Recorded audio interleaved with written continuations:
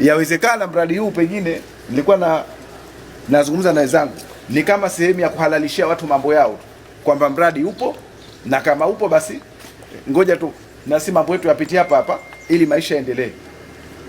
Usimamizi ni mbovu, hatujaridhishwa kabisa na usimamizi wa mradi huu. Hatujaridhishwa kabisa na usimamizi wa mradi huu. Au mainjinia wamekaa huko ofisini huko wanaandika certificate wakiwa ofisini. Hata kuja site hawaji huko. Huo mradi unatekelezwaje? Recommendations zinatolewa watu wakiwa wako ofisini, yani kila mmoja anapigwa na kiyoyozi, anapigwa na feni vizuri, lakini certificate zinatoka na huku kila kitu kinakwenda vizuri, lakini ukija hapa site mambo ndo kama hivi. Hakuna kinachoeleka. Toeni maelezo, mnatupiana mpira. Kila mmoja anaruka huku, mnababaika. Engineer yuko wapi? Mpaka jana alikuwepo hapa. Kwa nini leo hakuwepo? Kwa nini leo hakuwepo engineer? Hiyo ni dharau.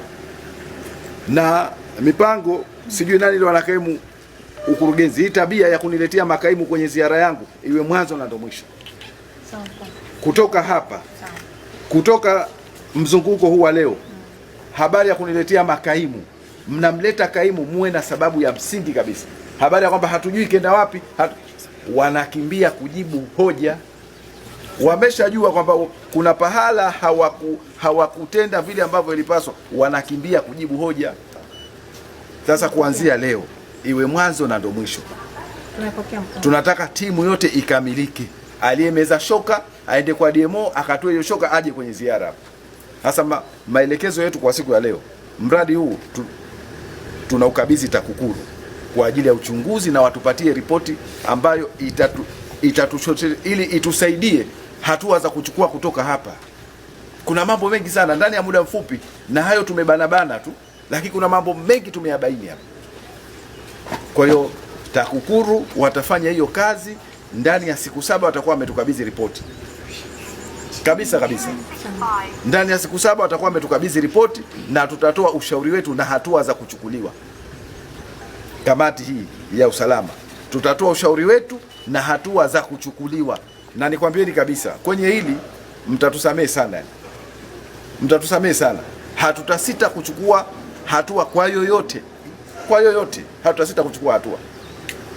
Kwa hiyo kila anayekabidhiwa dhamana ya kusimamia mradi atimize wajibu wake. Haiwezekani leo mabweni ya fedha ambazo zinatolewa na serikali matumizi yake yakaeleweke na kukawe na amount ambayo inakwenda inasimama, lakini mabweni ambayo mnatekeleza kwa fedha za halmashauri hamjui budget kiasi gani, hamjui mpaka mradi hamjui mpaka saizi mmetumia kiasi gani, BOQ haijulikani iko wapi. Sababu nini? Mradi ulitekelezwa. Sasa kama ulitelekezwa na mmekuja take off, mnashindwaje kutunza kumbukumbu? Kwa nini hakuna documentation? Mnakuja hapa mnababaika, wenyewe tu hapa mnababaika. Sasa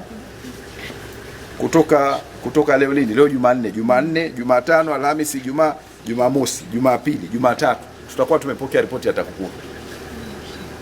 Baada ya hapo tutaelekezana hatua za kuchukua. Sio kama tunaelewana.